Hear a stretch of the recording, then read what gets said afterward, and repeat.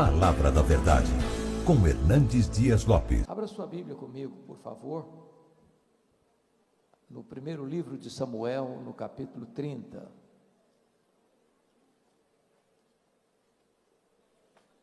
Primeiro livro de Samuel, capítulo 30.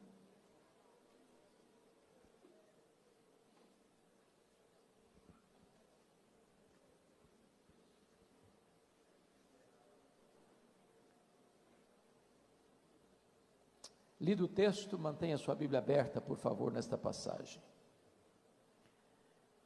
Sucedeu, pois, que chegando Davi e os seus homens ao terceiro dia a Ziclague, já os amalequitas tinham dado com ímpeto contra o sul Ziclague e a esta ferido e queimado. Tinham levado cativas as mulheres que lá se achavam, porém a ninguém mataram, nem pequenos nem grandes. Então somente os levaram consigo e foram seu caminho. Davi e os seus homens vieram à cidade, e ele é queimada. E suas mulheres, seus filhos e suas filhas eram levados cativos. Então Davi e o povo que se achava com ele, ergueram a voz e choraram, até não terem mais forças para chorar. Também as duas mulheres de Davi foram levadas cativas, Ainoã, a jezreelita, e Abigail, a viúva de Nabal, o carmelita. Davi muito se angustiou, pois o povo falava de apedrejá-lo, porque todos estavam em amargura, cada um por causa de seus filhos e de suas filhas. Porém Davi se reanimou no Senhor seu Deus. Disse Davi a Abiatar, o sacerdote, filho de Aimeleque: traz-me aqui a estola sacerdotal. E Abiatar a trouxe a Davi. Então consultou Davi ao Senhor, dizendo: perseguirei eu o bando, alcançá-lo-ei. Respondeu-lhe o Senhor: persegue-o, porque de fato o alcançarás e tudo o libertarás. Partiu, pois, Davi, ele e os 600 homens que com ele se achavam, e chegaram ao ribeiro de Besor, onde os retardatários ficaram. Davi, porém, e 400 homens continuaram a perseguição, pois que 200 ficaram atrás, por não poderem, de cansados que estavam, passar o ribeiro de Besor. Verso 18. Assim Davi salvou tudo quanto haviam tomado os amalequitas. Também salvou as suas duas mulheres. Não lhes faltou coisa alguma, nem pequena, nem grande, nem os filhos, nem as filhas, nem o despojo, nada do que lhes haviam tomado, tudo Davi tornou a trazer. Também tomou Davi todas as ovelhas e o gado, e o levaram diante de Davi, e diziam: este é o despojo de Davi. Amém.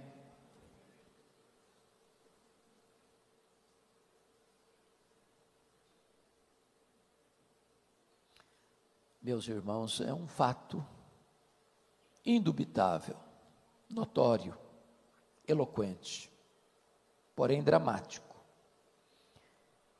que a família está sob ataque.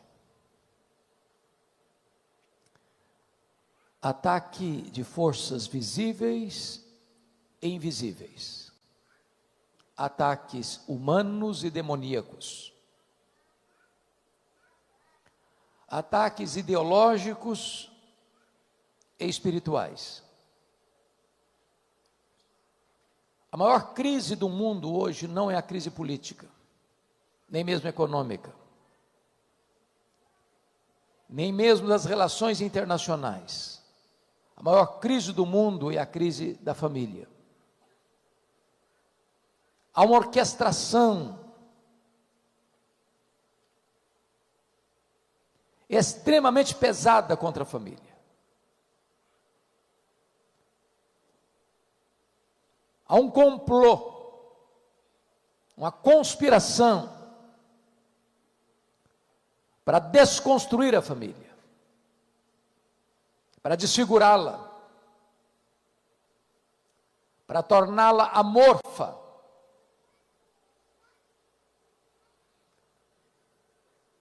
Porém, esse fato não é um fato novo.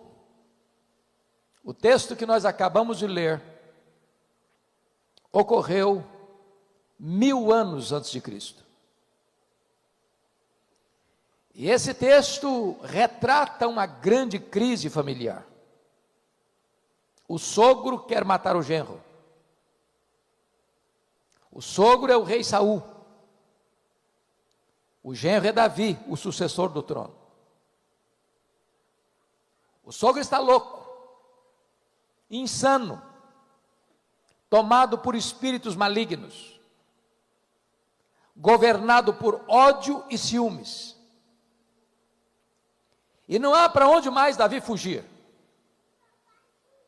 Cavernas, desertos, por todo lado, Saul o persegue com fúria assassina. Quando Davi não tem mais onde se esconder e se refugiar no território de Israel, ele busca asilo político fora de Israel, em território filisteu. E quis a providência que o rei filisteu, o rei Aquis, se agradasse de Davi, concedesse uma cidade refúgio para Davi, a cidade de Ziclag, ele e os seus 600 homens, com as suas respectivas famílias. E ainda mais, o constituiu em escudeiro pessoal. Agora, diz a Escritura, que o rei filisteu declara guerra contra Israel e marcha com o seu exército para enfrentar os soldados de Saul, e Davi vai à frente dele como escudeiro. Quando na jornada os príncipes filisteus disseram para o rei Aquis: este homem é um guerreiro, e este homem é um israelita, e lá na sua terra ele tem grande fama. Se ele se voltar contra nós, nos imporá uma derrota acachapante. Despede-o, ele não pode estar conosco. A contragosto, o rei Aquis dispensou Davi. E então, quando Davi retorna para sua cidade refúgio, onde estavam suas famílias respectivas, ele e os seus 600 homens, ao chegarem, constatam que uma tragédia havia acontecido.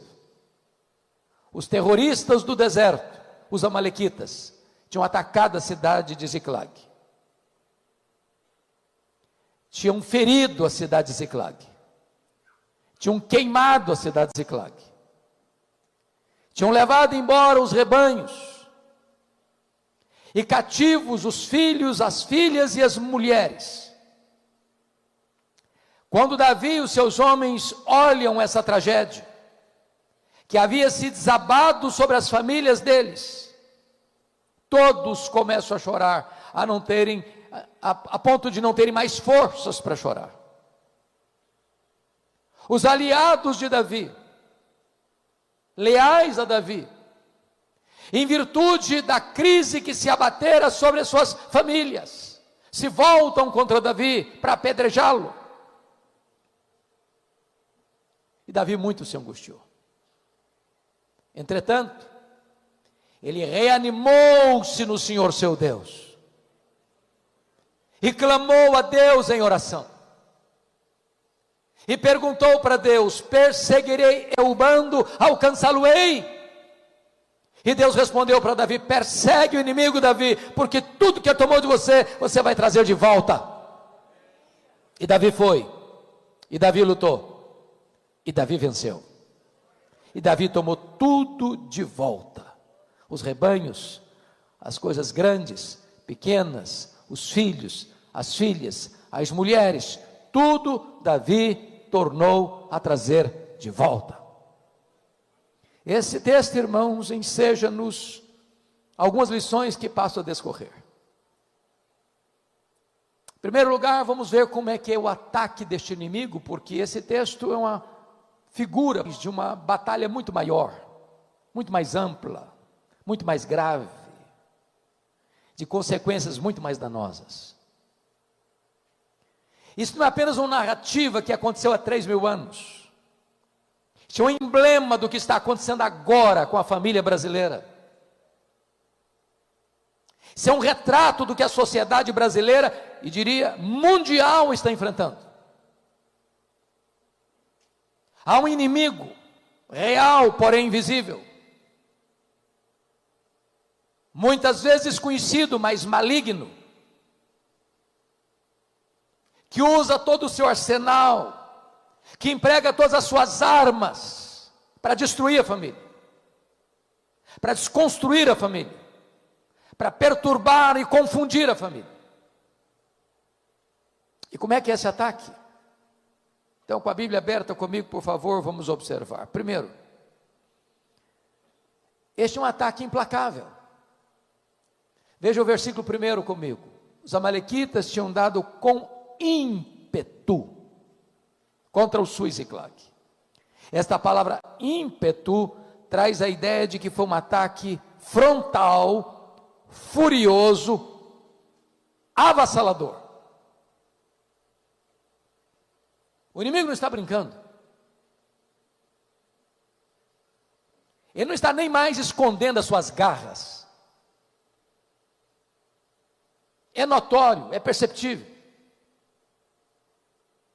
Ele não chega para brincar nem para divertir, ele vem para destruir, para roubar, para matar. E há muitas pessoas que estão sendo destruídas. Há muitos casamentos desfeitos. Há muitos filhos perturbados. Há muitas famílias completamente feridas e machucadas. Há muitas pessoas com a esperança morta. Eu estava pregando certa feita em Vitória, no Espírito Santo, numa casa. E enquanto pregava, uma mulher chorava, e chorava convulsivamente. Ao término da mensagem, eu fui conversar com ela e perguntei: por que a senhora está chorando? Ela me respondeu assim: o diabo destruiu a minha vida. E eu perguntei: e o que é que a senhora quer dizer com isso? E ela me respondeu: eu tinha uma família, meu marido, meus 2 filhos, um bom emprego, um bom salário, um bom apartamento, mas não tinha paz na nossa casa. E trazia sombra, tristeza, quase que desespero para o nosso coração. E ela então me disse que certa noite ela acordou assustada com o grito alucinado dos filhos. Quando ela pulou da cama, ela percebeu que o marido não estava do seu lado. Ela correu para o quarto, a porta fechada. Ela bateu a porta não se abriu. Ela arrombou a porta e se deparou com um quadro horrível. O seu marido estava apunhalando os próprios filhos. E quando ela entrou no quarto, o marido enterrou o punhal sobre o seu próprio peito. Ela me disse: pastor, eu levei toda a minha família para o cemitério. O diabo destruiu a minha vida. Há muitas pessoas que, a não ser que Deus faça um milagre, estão arruinadas. O que me trouxe um certo consolo é que 20 anos depois, eu estava distribuindo um devocional chamado Cada Dia, que nós produzimos na Luz para o Caminho, pelas ruas de Vitória. E de repente eu estou distribuindo e uma mulher grita pelo meu nome, e eu olho e não a reconheço. E ela vem me dar um abraço e diz: pastor Hernandes, o senhor não está lembrado de mim? Eu falei: não estou não, eu sou aquela mulher cujo marido matou os próprios filhos e se matou. Falei: como é que está a sua vida? Ela disse: Jesus me salvou, Jesus me deu razão para viver diante da tragédia, Ele restaurou minha alma, bendito seja Deus. Mas notem comigo, no versículo 1 está escrito ainda, que os amalequitas tinham ferido e queimado a cidade. Você queima estruturas, você fere pessoas. Há aqui um prejuízo financeiro, há aqui um prejuízo pessoal. E sabe, amados, nós vivemos num mundo de muitas pessoas machucadas, com autoestima achatada, gente arrebentada emocionalmente, gente oprimida, sufocada, gente que sangra, não para fora, mas para dentro.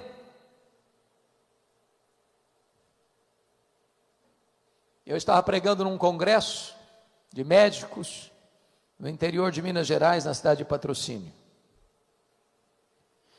Médicos cristãos. E uma enfermeira muito sorridente nos hospedava, nos recebia. E depois que eu dei a primeira palestra, ela me chamou à parte e me fez uma pergunta inusitada. Me perguntou assim: o senhor está vendo esse sorriso bonito que eu tenho? Eu disse: claro, é impossível não ver. Ela me respondeu: mas esse sorriso é uma mentira. Eu carrego atrás desse sorriso uma alma doente, uma alma machucada, uma alma ferida. Há muitas pessoas que estão sorrindo, mas quando põem a cabeça no travesseiro, há uma dor, há uma culpa, há uma ferida emocional que ainda sangra. Nunca posso me esquecer o dia que um líder da nossa igreja me procurou e disse: pastor Hernandes, eu preciso de um favor. Eu falei: pois não. Ele me disse: o senhor não conhece a minha mãe. A minha mãe tem quase 80 anos. Eu sou o filho mais velho. A minha mãe tem uma tristeza crônica. Já levamos todo tipo de médico, já fez todo tipo de exame, já procurou todo tipo de analista, nada, ninguém resolve, nem ajuda a mudar esse cenário da tristeza crônica da minha mãe. O senhor podia ir lá orar com ela? Eu falei: eu vou. Quando eu cheguei naquela casa, aquela senhora estava sentada num sofá, com um olhar distante, com um semblante triste, e eu comecei a conversar com ela. Por providência de Deus, daqui a pouco, ela pede a sua família para deixá-la sozinha comigo. E quando eu fiquei só com ela olhou nos meus olhos e me disse assim: pastor Hernandes, eu sofro há 60 anos. E eu perguntei: o que houve? Ela me respondeu: eu traí o meu noivo, e ele nunca ficou sabendo. Eu me casei com ele, sou viúva já há muitos anos, mas aquele pecado está tão vivo na minha memória, como se eu tivesse pecado hoje de manhã. Tem 60 anos que eu vivo atormentada pelo chicote da culpa. Eu vivo numa prisão, numa masmorra. Eu confesso a vocês que eu chorei com aquela mulher, por perceber que o diabo havia mantido aquela mulher 60 anos num cárcere emocional. E eu falei para ela da graça de Deus, e eu falei para ela do sangue do Cordeiro que pode lavar e purificar. Eu falei da libertação que há no nome de Jesus. E naquele dia aquela mulher se rendeu ao Salvador, e o sorriso brotou no seu rosto depois de 60 anos. Eu tive o privilégio de discipulá-la e batizá-la. Tive o privilégio de desfrutar da sua convivência por 10 anos. Uma mulher feliz e alegre, mas que estava ferida pelo inimigo, pelo pecado, pela culpa. Mas notem comigo, que quando o inimigo vem, o alvo preferido do inimigo, meus amados irmãos, é atingir a família. Porque vejam vocês no verso 2, tinham levado cativas as mulheres que lá se achavam. No verso 3, está escrito: e suas mulheres, seus filhos e suas filhas eram levados cativos. Como é que um homem pode estar bem, sabendo que a sua mulher está prisioneira do inimigo? Como é que uma mulher pode estar bem, sabendo que o seu marido está prisioneiro nas mãos do inimigo? Como é que os pais podem dormir em paz, sabendo que os seus filhos estão nas mãos do inimigo?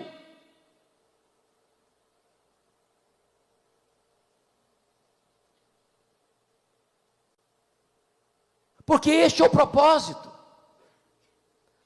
atingir a família, atingir os filhos, atingir as filhas, atingir os cônjuges.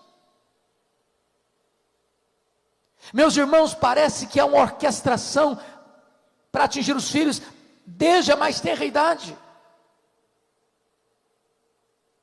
Se você olhar, agora mesmo essa semana eu estava comentando que li um livro de um jornalista americano, o título do livro é O Marxismo Americano, e ele mostrando como hoje a educação, os meios de comunicação de massa, o cinema de Hollywood, a diversão, a cultura, toda ela tomada por esse viés, para capturar a mente das crianças, para levá-las para longe da agenda de Deus, da família, como Deus a instituiu. Você pega os desenhos, os filmes, há uma enormidade de violência anormal, de uma brutalidade descomunal, de um alto índice de satanismo explícito, e de repente parece que há uma espécie de torpor espiritual, e a sociedade não está enxergando isso, não está vendo isso, que existe uma mente não só humana, mas maligna por trás, para destruir a instituição primeira que Deus estabeleceu, que é a base da igreja e a base da sociedade. Se destrói a família, você não tem igrejas fortes com famílias doentes, você não tem nação forte com famílias destruídas. Isso é um projeto suicida, atacar a família. Há muitas pessoas hoje prisioneiras, cativas, nas mãos do inimigo. Certa feita, uma pessoa da igreja, que lidava até com o ministério de louvor, me procurou e disse assim: Pastor Hernandes, eu vim comunicar que eu estou deixando a igreja, deixando meu ministério. Conheci outra mulher e vou viver com ela. Vou deixar minha mulher, minhas filhas. E eu falei, eu exortei, eu fiz de tudo que eu podia, usei todos os argumentos possíveis, mas caíram em ouvidos moucos, surdos. Não adiantou, ele foi embora. A mulher com quem ele estava envolvido era mulher ligada à feitiçaria. Algumas vezes eu ia na sua casa fazer visita e via despachos aos demônios dentro da sua sala. Chegou a ponto de ir para cemitério à meia-noite fazer despacho aos demônios. E tudo que eu falava que aquele homem parecia que batia numa parede de pedra, de concreto, nada encontrava eco no seu coração. Até o dia que eu contei para ele uma história. Uma experiência que eu vivi na África do Sul. A cultura dos Zulus. Na cultura Zulu, quando um rapaz começa a namorar com uma moça, ele dá um lenço branco para essa moça. Enquanto o namoro durar, a moça retém o lenço branco. Se o namoro terminar, ela precisa devolver o lenço branco para o rapaz. Se ela não devolver o lenço branco, é como se ela dissesse que está determinada a pertencer a ele, pronta para ele. E nós estávamos lá, na missão Quassis Abantu, quando um fato aconteceu, de um rapaz, ex-namorado, abusar da menina, que fora sua namorada. Os pais levaram o caso às autoridades, e as autoridades perguntaram para a moça assim: você devolveu o lenço branco? Ela disse não. Então não podemos fazer nada. Essa é a nossa cultura.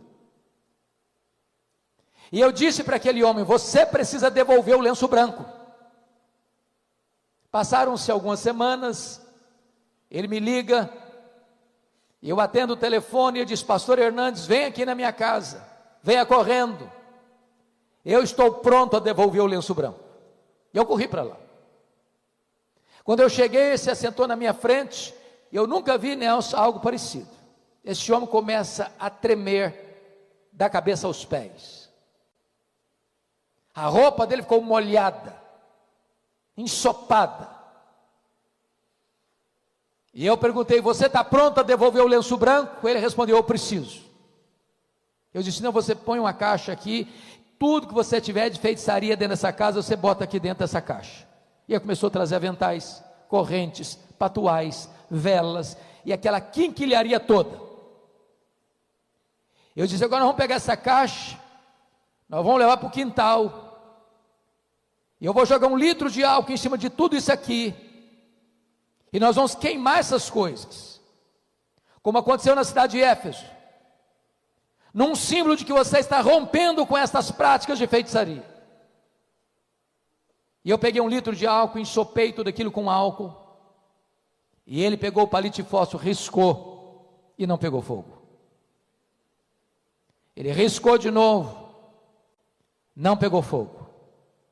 E ele deu uma gargalhada cavernosa e disse: não vai pegar fogo. E eu respondi: vai pegar fogo em nome de Jesus, porque agora eu vou riscar o palito de fósforo. Quando eu risquei o palito de fósforo, o fogo pulou na caixa, e esse homem deu um grito desesperador e caiu desacordado aos meus pés. Eu clamei pelo nome de Jesus, e ele recobrou a sua consciência, e ao recobrar a sua consciência, o Senhor Jesus quebrantou o coração dele, e ele se volta arrependido para o Senhor, para restaurar a sua vida. Há pessoas prisioneiras que precisam ser libertas, mas notem comigo, em quarto lugar, irmãos, há um fato muito interessante aqui. Você pode conferir isso comigo no versículo de número 6. Davi muito se angustiou, pois o povo falava de apedrejá-lo, porque todos estavam em amargura, cada um por causa de seus filhos e de suas filhas. O ponto é o seguinte: o inimigo vem, o inimigo queima, o inimigo fere, o inimigo leva cativo, mas agora há uma outra artimanha. Os homens de Davi, ao verem a cena, em vez de se unirem para enfrentar o inimigo, eles estão brigando entre si.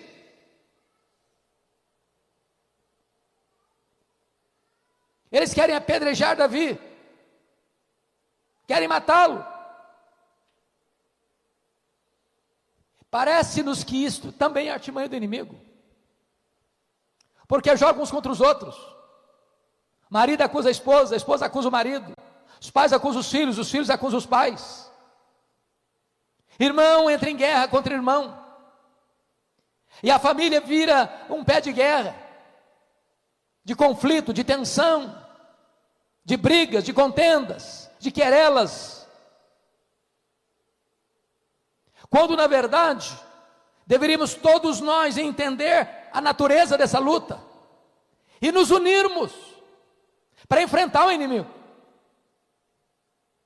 Seu problema não é seu marido, seu problema não é sua mulher, seu problema não são seus filhos, seu problema não é seu sogro, sua sogra, seu problema não são seus cunhados, seu problema não são seus parentes, o seu problema não é o outro, o seu problema é espiritual. A nossa luta não é contra carne e sangue, mas contra principados e potestades, contra dominadores deste mundo tenebroso, contra forças espirituais do mal, das regiões celestes.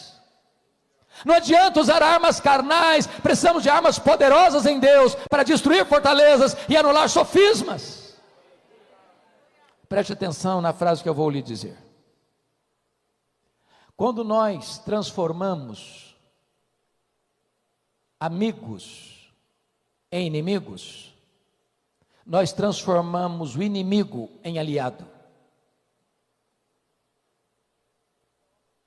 Então é hora de você parar de brigar com a pessoa que está debaixo do seu teto e começar a pedir graça para vocês se unirem para enfrentar o verdadeiro inimigo. Mas uma última coisa aqui nesse ataque que eu preciso descrever para entrar no segundo ponto da mensagem. Vá comigo para o verso 16, nós não chegamos a lê-lo, mas vamos ler agora. E descendo guiou, e eis que estavam espalhados sobre toda a região, comendo, bebendo, e fazendo festa por todo aquele grande despojo que tomaram da terra dos filisteus e da terra de Judá.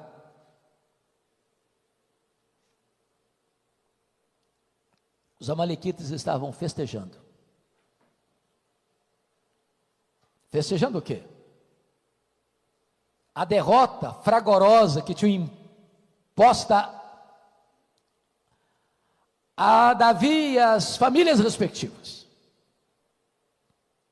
Meus irmãos, que o inimigo celebra quando ele consegue uma vitória sobre o povo de Deus, e ele celebra. A grande pergunta que nós devemos fazer é esta: onde a nossa vida está produzindo festa? No acampamento de Deus ou no arraial do inimigo? Me permita ilustrar. Há um personagem bíblico muito conhecido de todos nós, chamado Sansão. O nascimento dele foi um milagre. A vida dele foi um portento. A morte dele foi um opróbrio. Ele era um gigante. Ele era imbatível. O único juiz de Israel que fez carreira solo. Sansão tinha uma força descomunal, mas um coração fraco. As fraquezas humanas o dominavam.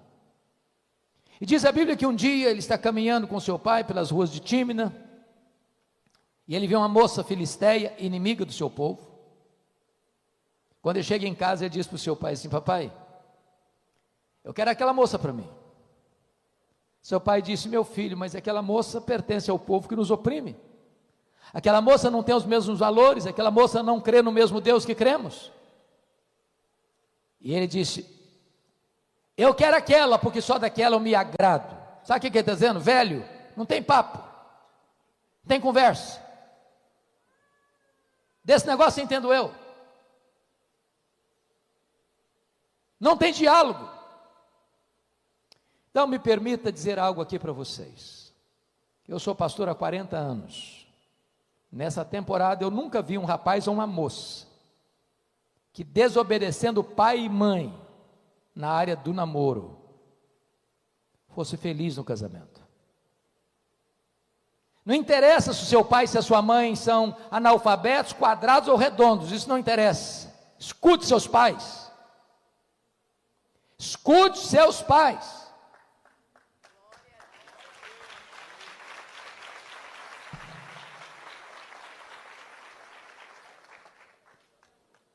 Me permita falar para os pais. Parece que há uma ideia de que pai e mãe não devem interferir em namoro de filhos. Isso é balela. Tem hora que pai e mãe precisam estar com a antena ligada. Porque tem namoro, irmãos, que traz prejuízo. Começou a namorar, já não conversa com mais ninguém. Já vive num canto. Quando recebe um telefonema, quando termina o telefonema, está chorando. Então, dá na hora de você, pai e mãe, falou: minha filha, para com isso. Meu filho, para com isso. Filho, não, mas casamento ruim mata.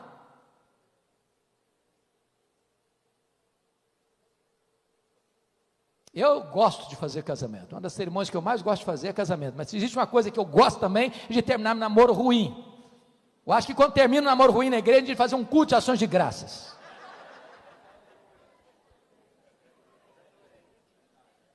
Diz a Bíblia que Sansão vai para a casa dessa moça. E aí um leão novo sai em cima dele. Diz a Bíblia, ele pega o leão novo e rasga-o, como rasga um cabrito, e jogou do lado de fora da estrada. Quando eu leio esse texto, eu dou risada. Sabe por quê? Eu não consigo rasgar um coelho, quanto mais um leão. No dia do casamento, eu acho que de gravatinha borboleta, de fraque, caminhando por lá, lembrou do leão. Deu uma desviada do caminho, deixou o pai e a mãe na frente. Tinha um enxame de abelhas na caveira do leão morto.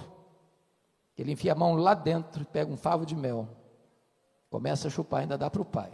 Ele era nazireu, consagrado a Deus. Um nazireu não podia fazer 3 coisas: não podia tocar em cadáver, não podia beber bebida forte, beber vinho, bebida alcoólica, não podia cortar o cabelo. Quando ele pega aquele favo de mel, Ele está quebrando um voto de nazereado. Ele não podia tocar em cadáver. Ele está procurando doçura no que está podre. Tem muita gente buscando doçura no que está podre. E diz a Bíblia que ele vai para o casamento, propõe um enigma, e mais, ele dá uma festa de arromba, porque não queria ser diferente dos moços da sua época. Quebra o segundo voto aqui. Quando ele diz não queria ser diferente dos moços da sua época, a sua festa foi regada de vinho, regada de bebida alcoólica. Me permita uma nota de rodapé aqui? Eu tenho rodado pelo Brasil, irmãos, e tenho escutado os pastores nos lamentos de tristeza. As festas de casamento dos crentes hoje, com algumas exceções, têm se transformado numa vergonha. Uma vergonha. Pastor celebra o casamento na igreja, um culto maravilhoso, uma música santa, uma mensagem de Deus, e depois vai para um rico cerimonial e lá o pau quebra. A música é outra. As luzes se acendem como uma boate, o povo de Deus bêbado cai na pista de dança e volta para casa com as pernas trôpegas. E tem gente que diz, pastor, mas nós temos alguns convidados muito importantes, se não tiver vinho, não é cervejinha, vai ser muito constrangedor. Meus amados irmãos, é possível fazer uma festa bomba sem uma gota de álcool?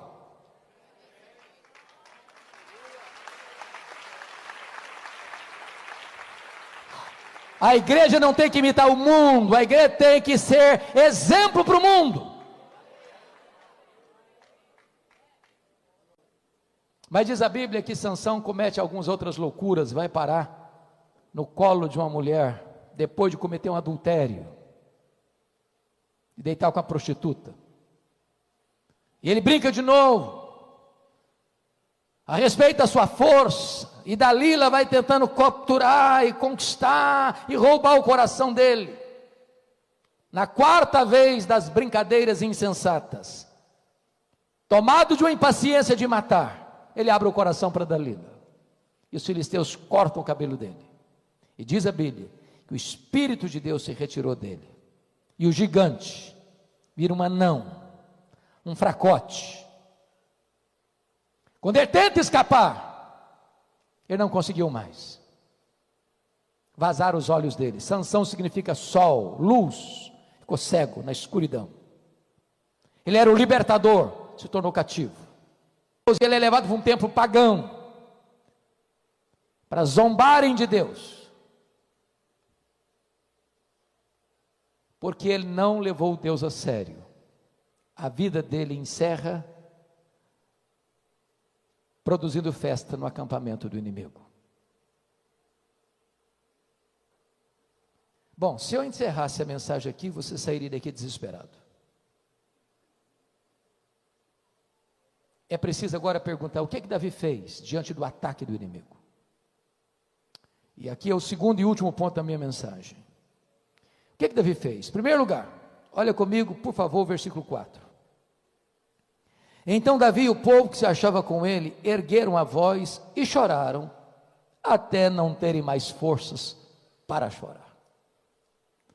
Irmãos, o grande problema da nossa geração é que nós estamos lutando com os olhos enxutos demais e com o coração seco demais. Nós estamos chorando diante dos melodramas, das séries de Netflix, mas parece-nos que o verdadeiro drama da vida não tem levado o povo de Deus às lágrimas. Qual foi a última vez que você chorou pela sua família? Qual foi a última vez que você chorou para pedir a Deus restauração do seu lar, libertação do seu lar? Eu acho que todos vocês já ouviram falar do pastor Tim Simbala, pastor batista, lá do Brooklyn, nos Estados Unidos. Uma igreja linda, florescente, crescendo, ministério de música conhecido no mundo todo. Um dia o pastor Tim Simbala chegou em casa e a sua filha primogênita, adolescente, disse assim para ele: papai, eu não quero saber mais da igreja, não quero saber mais do seu Deus, eu quero curtir a vida, e eu vou sair de casa. E saiu de casa. Pastor Tim Simbala chegou a pensar em abandonar o ministério. Ele disse: eu não tenho estrutura emocional para continuar o ministério. Um colega dele ligou para ele da Flórida e disse: pastor Tim Simbala, esquece essa menina, ela não está nem aí com você, toca a sua vida, toca o seu ministério. Mas como é que um pai esquece uma filha? Como é que uma mãe esquece um filho? E ele relata num dos seus livros que certa noite ele estava na igreja, levanta e diz assim: pastor Tim Simbala, a nossa igreja nunca chorou pela sua filha, a nossa igreja nunca levantou um clamor em favor da sua filha. E ele diz que naquela noite todos os crentes deram as mãos, fizeram um grande cordão de isolamento ao redor dos bancos. E Tim Simbala diz que aquele templo se transformou numa sala de parto, de choro, de lamentos, de soluços. Quando ele chegou em casa de madrugada, ele disse assim para sua esposa: querida, eu não tenho dúvidas de que Deus libertou a nossa filha nessa madrugada.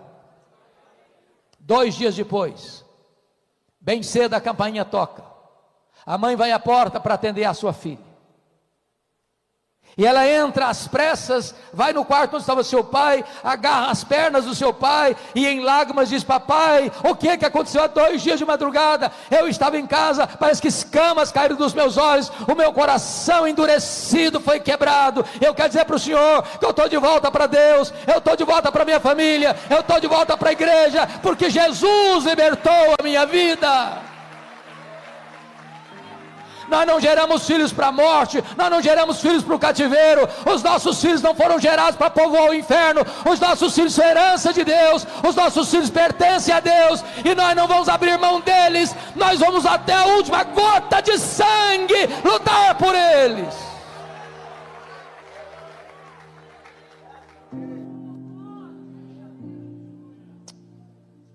Mas diz a Bíblia que Davi fez uma segunda coisa. Olha comigo, por favor, o versículo 6, na parte B. Quando os homens de Davi querem apedrejá-lo e matá-lo, está escrito: porém,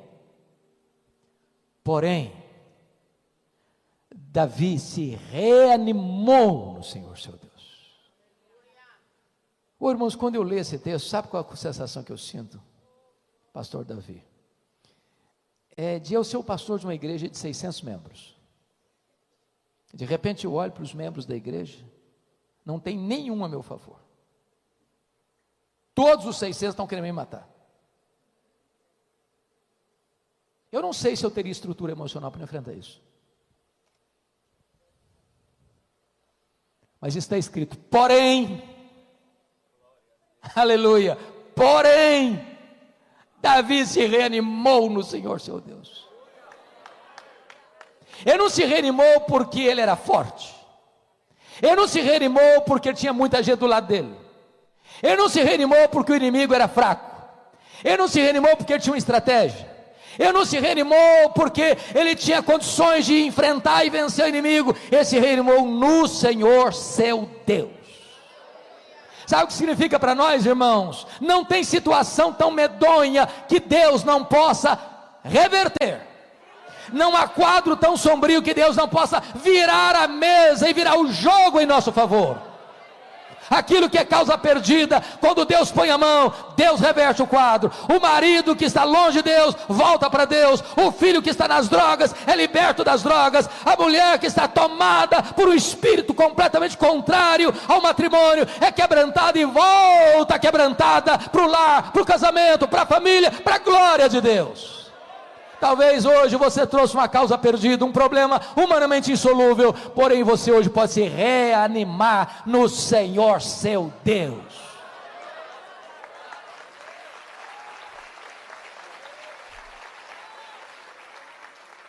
Terceira coisa que Davi fez, confira comigo, por favor. Versículo 7 e versículo 8. Davi orou ao Senhor. Preste atenção que a reação dele não foi uma reação carnal. Não se resolve o problema da família com bravatas, nos tribunais, com contendas e disputas de direito. Davi se reanimou no Senhor seu Deus e clamou ao Senhor. A nós, na nossa família, irmãos, que vão ser desatadas apenas quando nós dobrarmos os joelhos. Não é com argumento, não é com gritaria. Se Deus não agir, em vão o homem trabalha.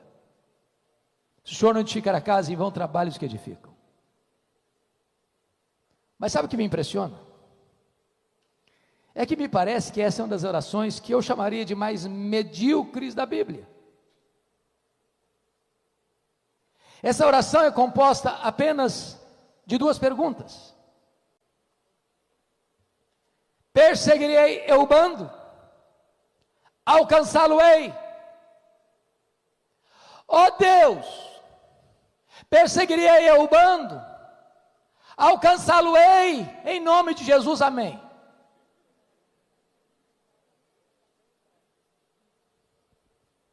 Trocando em miúdos, o que ele está perguntando?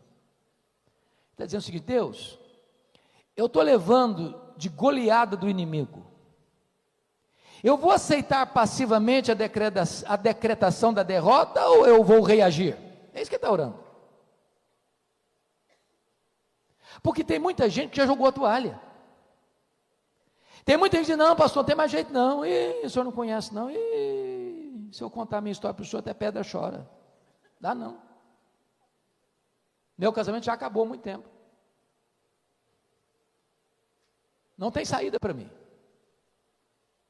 Nessa pandemia, então, meus irmãos, o que está acontecendo de separação conjugal, uma loucura. Loucura. Tiveram que conviver mais do que estavam acostumados a conviver.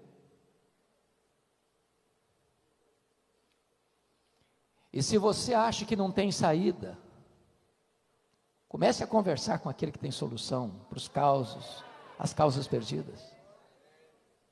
Para Deus não há impossíveis. Para Deus não tem causa perdida. Para Deus não tem problema sem solução. Para Deus não tem casamento sem restauração. Algum tempo uma mulher me procurou, mulher da igreja, crente. Falei: pastor, eu vim comunicar ao senhor que eu estou me separando. Falei: mesmo? Como é que é o negócio? Estou me separando. Está claro para você botar a legenda? E eu perguntei: mas você está separando por quê, minha filha? Ela me respondeu assim: secou. Está claro? Secou. Falei: secou? Uai, mas se secou, tem esperança. O senhor está louco? Tem esperança. Você não leu na Bíblia lá que a vara seca de Arão floresceu? Pois Jesus faz florescer o que está seco. Falei: pastor, o senhor está perdendo o juízo. Eu estou falando para o senhor que morreu. Entendeu agora? Morreu tudo aqui, morreu, acabou. Morreu? Uai, mas se morreu, tem esperança. Você não leu na Bíblia lá que Jesus ressuscita os mortos? Pois é, ressuscita o que está morto no seu coração. Falou: pastor, o senhor não está entendendo é nada. Eu estou falando para o senhor que acabou de tudo. Acabou, não tem mais nada não. Acabou. Falei: acabou? Ué, mas então tem esperança. Você não leu na Bíblia que Jesus e Deus chama a existência as coisas que não existem? Pois Ele pode chamar a existência o que não tem mais aí. Você não vai divorciar não. Você vai orar comigo uma semana, depois você volta aqui. Depois de uma semana a mulher voltou. Falou: pastor, acabou a vontade de divorciar. Jesus está plantando um novo sonho no meu coração. Com Deus tem esperança. Clame aos céus e o Senhor te responderá. Agora deixa eu lhe dizer algo. O que Deus promete para você é vitória e não ausência de luta. O que Deus promete para você é chegada certa e não caminhada fácil. Porque dos 600 homens 200 ficaram para trás, de cansados que estavam. Mas se você tem a promessa da vitória, você não vai desistir. Você não vai aceitar nada menos do que a vitória completa de Deus na sua vida, no seu casamento, na vida de seus filhos, na sua família. Por isso o texto diz que Davi foi, Davi lutou, Davi venceu. Davi tornou a trazer tudo de volta, as coisas grandes, as coisas pequenas, os filhos, as filhas, as mulheres. Nada do que os amalequitas haviam tomado, tudo Davi tornou a trazer de volta. A pergunta que eu faço a você nesta noite é: o que é que um dia você já teve, que foi tirado de você? A harmonia do seu casamento? O romantismo do seu casamento? As palavras meigas de elogio um ao outro? Sua vida devocional? Seu deleite em Deus? O que foi perdido? O que foi tomado de você? Tome de volta. Tome de volta hoje. Sabe por que o Deus a quem servimos é o Deus da restituição? Eu quero terminar esta mensagem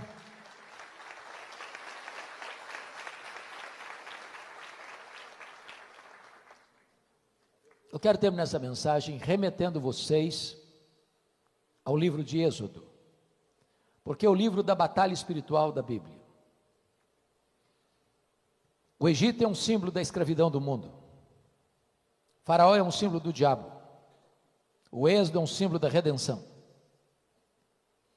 Mas quando Israel estava para sair do Egito, Faraó tentou reter o povo lá de 4 maneiras.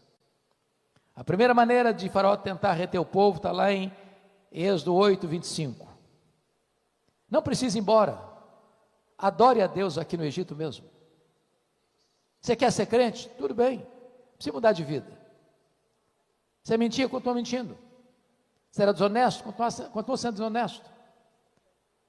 Você passava a perna nos outros, nos seus negócios? Continua passando. Você é crente agora. Moisés não aceitou essa proposta. Egito é lugar de escravidão e nós vamos sair daqui. Aqui não é nosso lugar. Canaã é o nosso destino. Aí o faraó partiu para a segunda proposta, capítulo 8, versículo 28. Tá bom, vocês podem ir embora, mas não vá muito longe não. Fica aqui na vizinhança, vão ser bons vizinhos. Quando você sentir saudade do Egito, faz um turismo por aqui. Em outras palavras, não vá com muita sede ao pote não. Vá para a igreja, frequenta a igreja, seja membro da igreja. Mas também não fica um crente muito radical, não. Curta o melhor da vida. Aproveite os melhores do que o mundo tem para lhe oferecer também. Viva na igreja e no mundo ao mesmo tempo. Tenha um coração dividido. Dê a metade para Deus, outra metade para o Egito. Moisés diz: não, essa não é a proposta, não, vamos embora. Nós vamos embora. Então vão vendo mesmo. Estão saindo. O faraó partiu para a terceira proposta, capítulo 10, versos 11 e 12. Tá bom, vocês podem ir embora, mas vocês de cabecinha branca vão embora. Os filhos de vocês, os jovens, ficam. Vão dividir a família. Lugar de jovem curtir a vida é no Egito. Isso é um perigo, sabia? Isso é uma artimanha. Me permita um parêntese aqui para voltar para o último ponto. Eu fui convidado, Nelson, certa feita, para pregar numa grande igreja no Brasil. Era um trabalho de jovens. E fizeram uma coisa comigo que eu confesso a vocês a minha limitação. Eu não sei trabalhar com um tema que me é dado. Se você me chamar para um congresso, uma conferência, e falar, você vai falar sobre o teu assunto, você me deixa completamente perturbado. Eu não sei fazer isso. O que eu gosto de fazer é pegar um texto e trabalhar o texto. Mas me deram um tema, santidade. E eu cheguei lá e preguei. Achei até que eu tinha ido bem no sermão. Quando eu terminei de pregar, um grupo de moços me empurra pelo braço e me leva para uma sala. E um jovem, era o líder deles, botou o dedo no meu nariz e diz: o senhor é um homem petulante, o senhor é um homem retrógrado. O senhor está pensando o quê? Nós somos jovens universitários. Qual é o problema de nós tomarmos a nossa cervejinha no sábado? Qual o problema de ir para boate? Domingo nós estamos na igreja, a juventude passa. Que radicalismo é esse? Eles quase me bateram. Falei, vocês me convidaram. Eu estou indo embora. Mas antes de ir embora, eu tenho que lhes dizer duas coisas. Primeiro, 1 Coríntios 10, 31. Portanto, quer comais, quer bebais, quer façais qualquer outra coisa, fazei tudo para a glória de Deus. Eu disse, vocês querem ir para a boate? Quer tomar cervejinha? Pode ir. Certifique-se, entretanto, se vocês estão fazendo para a glória de Deus. Se estão fazendo para a glória de Deus, vai fundo. Eu duvido que consigam. Segunda coisa, Colossenses 3,17. E tudo que fizer, seja em palavra, seja em ação, fazer em nome do Senhor Jesus, dando por isso graças a Deus Pai. Então, da próxima vez que for para a boate, você tem que dizer assim, eu estou aqui em nome de Jesus, e glória a Deus que eu estou enchendo a cara aqui. Se conseguirem, vão em frente, e até logo, e fui embora. Fui embora. O que eu nunca podia imaginar, sabe, tem uma amnésia na cabeça do pastor? 10 anos depois eu recebi um convite para a mesma igreja, eu não sei que loucura que eu fiz, que eu não percebi isso, e chego na igreja e tomo um susto, aí chega uma senhora, e me faz a pergunta mais inadequada a fazer a um pastor, nunca faça essa pergunta a um pastor, o senhor se lembra de mim? Essa pergunta é horrorosa, constrange a gente. Eu olhei, tornei a olhar, olhei de novo, ô minha irmã, só me perdoa, mas não estou lembrado não, pois eu sou a mãe daquele rapaz que botou o dedo no seu nariz, pronto, falei, agora, não apanhei do filho 10 anos passados, vou apanhar da mãe agora, falei, o que aconteceu com seu filho? Ela me disse, pastor, naquele dia que o senhor confrontou meu filho, Deus mudou a história dele. De lá para cá, o meu filho é um outro homem. É um homem de Deus, cheio do Espírito Santo de Deus. Eu quero dizer para você, rapaz, você moça, que o lugar de curtir a vida é na presença de Deus, é na casa de Deus. Só na presença de Deus tem plenitude de alegria e delícias perpetuamente. Mas aí o farol partiu para a última proposta. Está lá no capítulo 10, versículos 24 a 26. Tá bom, vocês podem ir embora. Mas os rebanhos ficam. Vocês servem a Deus e o dinheiro de vocês serve ao Egito. Os rebanhos ficam no Egito. Meus irmãos, tem muito crente cujo bolso ainda não foi convertido. Parece ter uma jararaca no bolso. E me permita dizer isso, seu bolso ainda não foi convertido, seu coração também ainda não foi. Porque é o Senhor quem disse, onde estiver o teu tesouro, aí estará o teu coração. Mas a resposta de Moisés foi lapidar. Você quer os rebanhos, faraó? Então escute isso, nem uma unha ficará no Egito. Nem uma unha. Até hoje eu não sei muito bem para que serve uma unha. Mas sabe o que Moisés falou? Tudo que Deus nos deu, tudo que é nosso, nós vamos levar para adorar a Deus. Nada vai ficar no Egito.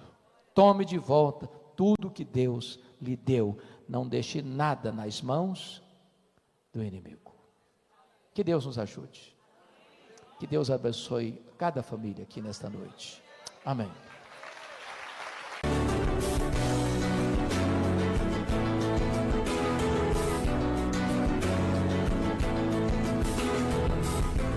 Palavra da Verdade, com Hernandes Dias Lopes.